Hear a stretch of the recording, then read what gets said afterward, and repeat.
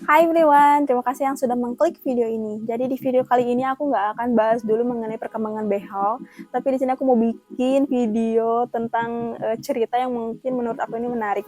Nah, jadi ada salah satu teman aku yang sharing sama aku tentang kehidupannya, di mana ceritanya ini tuh ngingetin aku sama salah satu buku yang pernah aku baca yang judulnya itu The Magic of Thinking Big atau Berpikir dan Berjiwa Besar.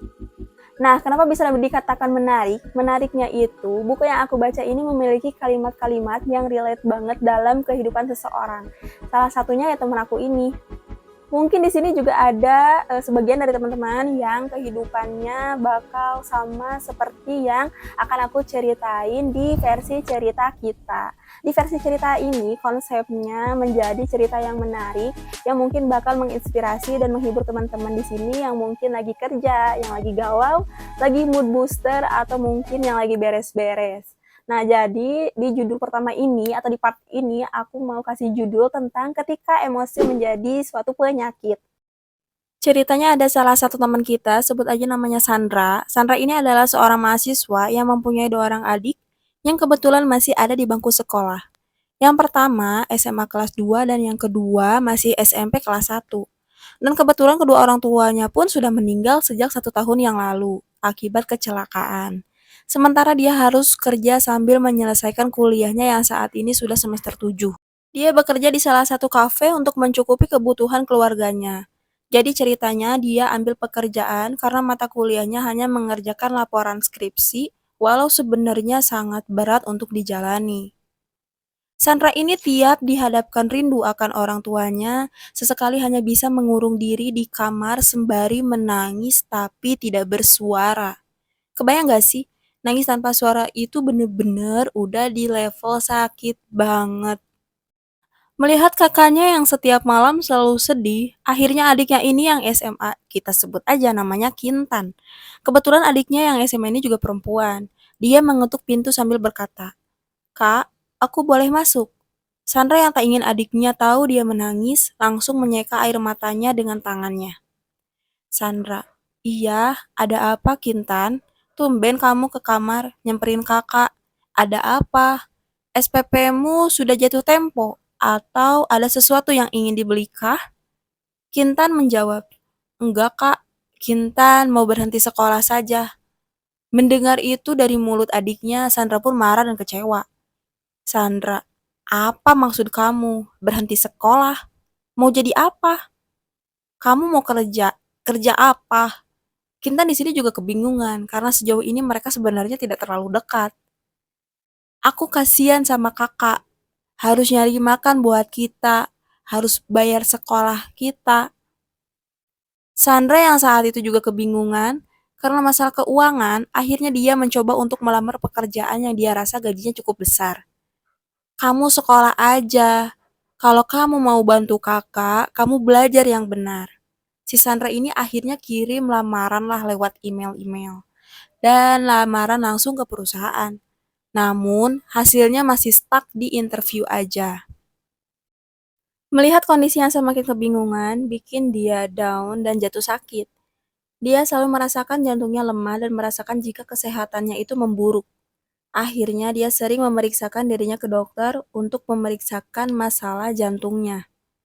Namun hasil pemeriksaan yang didapat mengatakan jika dirinya itu baik-baik saja dan mungkin hanya membutuhkan istirahat. Nah, mendengar hal itu si Sandra pun langsung terdiam dan akhirnya dia pulang ke rumah. Dia sering melamun dan menangis. Di perkuliahan, dia sebenarnya mempunyai beberapa teman dekat dan salah satunya yang pernah bantu dia untuk masuk kerja di kafe. Kita sebut aja namanya Nina.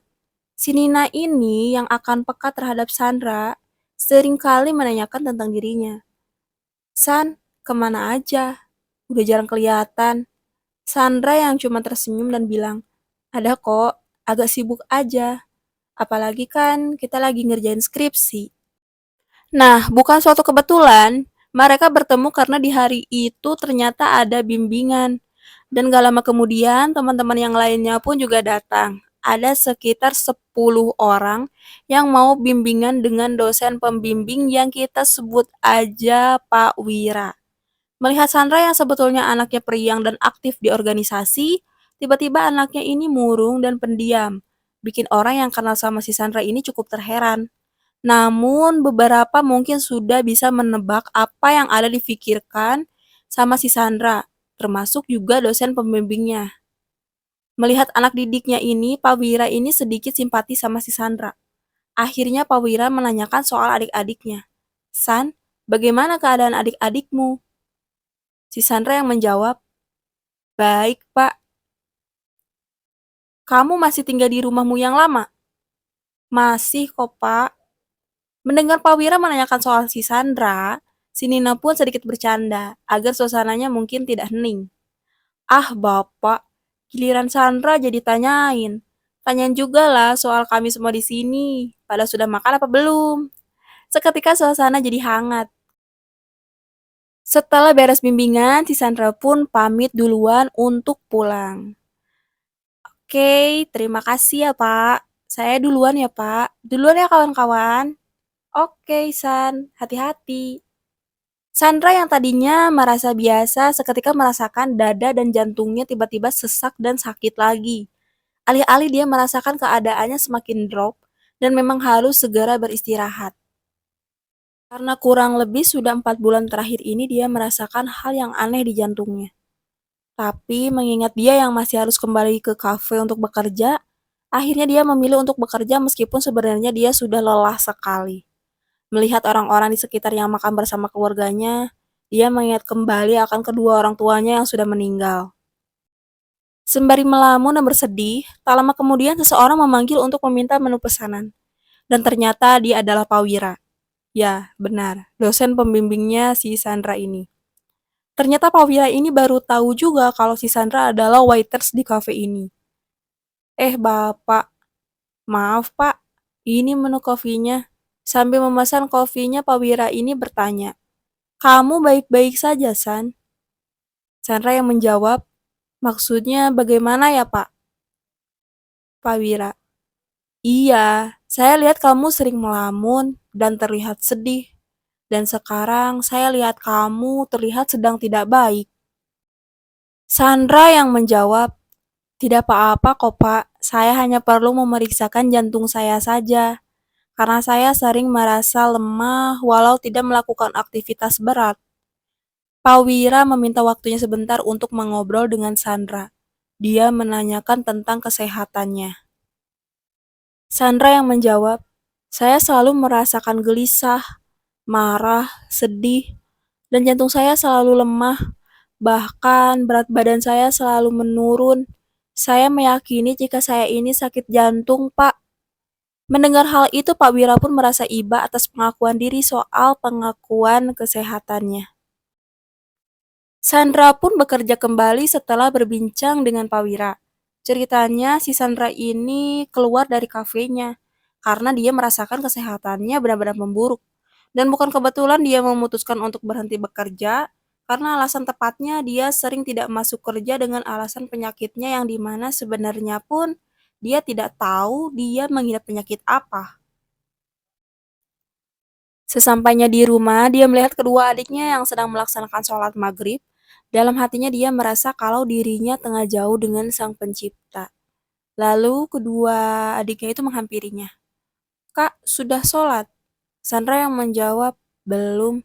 Kakak capek, kakak mau istirahat saja. Kintan ini sebenarnya anak yang cerdas dan pintar. Di sini dia tidak ingin mengganggu kakaknya juga. Setelah esokan harinya, Sandra pun bertemu dengan Pak Wira. Karena ingin cepat menyelesaikan skripsinya, agar dapat cepat mencari pekerjaan yang lebih baik. Pak Wira pun membantu dia agar dia dapat lulus dengan cepat, dengan cara jika laporannya mempunyai revisian, Sandra ini harus cepat mengerjakan revisian tersebut dan memahami setiap evaluasi yang ada di laporannya. Singkat cerita, si Sandra ini lulus dengan nilai cum laude. Dia belum bisa mengambil ijazahnya karena belum melunasi DPP-nya. Namun, dia mulai mencari pekerjaan melalui surat kelulusannya. Tapi sampai bulan kedua setelah dia lulus, belum mendapati pekerjaan yang dia inginkan. Waktu terus berjalan. Sebenarnya si Sandra ini bisa saja bekerja dengan yang bukan passionnya. Tapi dia memilih untuk menunggu panggilan dari perusahaan yang dia rasa gajinya cukup besar. Walau dia tahu kalau dia sedang membutuhkan pekerjaan. Dia selalu menyangkut pautkan penyakitnya. Dia selalu merasa jika penyakitnya ini makin serius. Makanya dia berpikir jika dirinya tidak boleh bekerja terlalu keras. Nah, tiba-tiba si Kintan ini memanggil Sandra. Kak, aku dapat beasiswa. Jadi untuk 1 tahun ke depan, aku tidak usah bayar DPP. Dan aku langsung kerja saja setelah aku lulus dan aku nggak akan kuliah. Mendengar Kintan seketika, Sandra ini merasa tiba-tiba dirinya merasa gagal jadi seorang kakak. Walau dia tahu kalau dia belum bisa memastikan apakah dia sanggup jika dia ingin adiknya itu berkuliah. Sandra yang saat ini tengah dihadapkan dengan emosi yang begitu membuat dirinya merasa hidup dia tidak sesuai dengan apa yang dia harapkan, dia hanya bisa bersedih dan menyalahkan keadaan. Suatu hari, si Nina ini mengajak Sandra untuk bersilaturahmi ke rumah Pak Wira, dengan niat ingin memberikan sedikit hadiah kecil untuk Pak Wira yang sudah membantu menyelesaikan skripsinya dengan cepat. Sesampainya di rumah Pak Wira, ternyata ada anak dan istri Pak Wira juga yang tengah makan siang. Jadi akhirnya mereka berdua pun, nih si Sandra dan si Nina ini ikut makan siang. Ayo ayo, mari masuk, kita makan siang dulu ya. Nah, setelah selesai makan siang seperti biasa, Sandra ini tidak terlalu fokus dengan obrolan-obrolan mereka. Dia hanya terdiam dan terlihat murung. Akhirnya di sini si Pak Wira ini nanya, bagaimana hasil diagnosis tentang jantungmu? Seketika Nina pun dibuatkan kaget oleh pertanyaan Pak Wira. Tapi dia hanya bisa menyimak pembicaraan Pak Wira dan si Sandra. Sandra pun berkata jika dirinya sudah menemui 4 dokter. Tetapi mereka tidak dapat menemukan penyakitnya. Sandra meminta saran dari Pak Wira tentang apa yang harus dia lakukan. Pak Wira pun sedikit aneh dan berkata, baiklah, ada 3 hal yang akan saya lakukan. Pertama, saya akan mengunjungi spesialis jantung terbaik yang dapat saya temui dan menerima diagnosisnya sebagai keputusan final. Kamu sudah mengecek ke 4 dokter, jadi dokter yang kelima ini biarlah menjadi dokter terakhir kamu. Kemungkinan jantung kamu memang sehat, tapi jika kamu terus-terusan mencari penyakit yang ada di dalam diri kamu, kemungkinan penyakit yang tadinya tidak ada, akhirnya kamu benar-benar mengidapnya. Dan yang kedua, saya ingin kamu baca buku karya Dr. Schindler, How to Live 365 Hari 1 Tahun. Yang mana buku ini memperlihatkan ada 3 dari 4 ranjang di rumah sakit diisi oleh yang mengidap emotionally induced illness. Penyakit yang disebabkan oleh emosi. Bayangkan, 3 dari 4 orang yang sakit ini akan sehat jika mereka sudah belajar bagaimana menangani emosi mereka sendiri.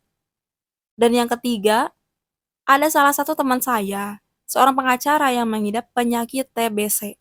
Dia berumur 65 tahun, dia hidup dengan batas banyak aturan. Tapi hal ini tidak membuat dia menghentikan menjalankan praktik hukum dan menghidupi keluarganya. Dia mengekspresikan filosofinya dengan kata-kata ini. Saya akan hidup hingga saya mati, dan saya tidak akan mencampur aduk hidup dan mati. Sementara saya masih ada di muka bumi ini, saya akan terus hidup. Mengapa harus hanya setengah hidup? Setiap menit yang dihabiskan orang untuk khawatir soal kematian, sama saja orang itu sudah mati selama 1 menit itu. Mendengar hal itu, Sandra pun terdiam dan menangis terhisak-hisak. Dia tidak percaya dengan apa yang sebenarnya sudah terjadi. Dia hanya menyadari bahwa dirinya mempunyai emosi yang begitu besar. Sampai dia baru sadar, hidupnya akan jauh lebih baik jika dia bisa menerima dan belajar mengontrol emosi dan pikiran serta hatinya. Sejak saat itu dia berusaha untuk memperbaiki diri, lebih mendekatkan diri kepada Sang Pencipta, mulai terbuka dan dekat dengan adik-adiknya, dan bekerja apapun profesinya sebagai bentuk menambah pengalaman baru, sembari belajar skill-skill baru, sering olahraga dan sekarang dia juga menjadi seorang jurnalis. Nah, itu dia teman-teman cerita versi kita. Kalau misalkan teman-teman suka, teman-teman bisa dukung channel ini dengan cara subscribe, like, comment, and share. Nah, jadi aku mau kasih tahu ke kalian, intisari dari cerita ini, kita sebagai makhluk sosial perlu diingatkan kembali bahwa kita harus selalu mengingatkan rasa syukur kita kepada Sang Pencipta dan mendekatkan diri kepada Sang Pencipta juga. Nah, dan jangan lupa untuk selalu berkomunikasi dengan keluarga terdekat kita. Dan kalau misalkan punya masalah atau misalkan kalian yang memiliki emosional yang begitu meluap, sebaiknya kalian bisa mengontrolnya dengan baik karena itu akan menjadi suatu penyakit. Nah, perlu diingat juga kalau misalkan kalian pengen bercerita sama teman-teman terdekat, pastikan kalau temannya itu yang kalian bisa percaya. Oke, terima kasih and see you next video.